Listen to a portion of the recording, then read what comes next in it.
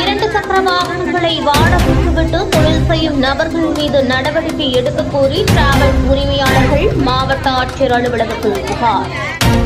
சேலம் மாவட்டம் ஏற்காடு பகுதியைச் சேர்ந்த ஜெகன் உள்ளிட்ட 4 பேர் இன்று மாவட்ட ஆட்சியர் அலுவலகத்திற்கு வந்தனர்.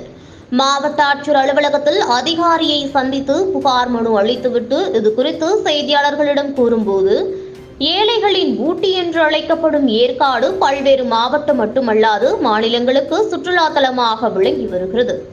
சுற்றுலா வரும் பயணிகள் ஏற்காட்டை சுற்றி பார்ப்பதற்கு 4 சக்கர வாகனங்களை வாடகைக்கு எடுக்கின்றனர்.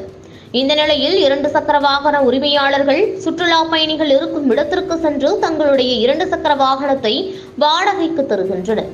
இதனால் டிராவல்ஸ் தொழில் செய்து வரும் 300க்கும் மேற்பட்ட டிராவல்ஸ் உரிமையாளர்கள் வாடகை இல்லாமல் அவதியுற்று வருவதாகவும் குடும்பம் நடத்துவதற்கு வழி இல்லாமலும் தவித்து வருகிறோம் என தெரிவித்தனர். தற்போது ஏற்காட்டிற்கு அதிக அளவில் சுற்றுலா பயணிகள் வரத்து குறைந்துள்ளது.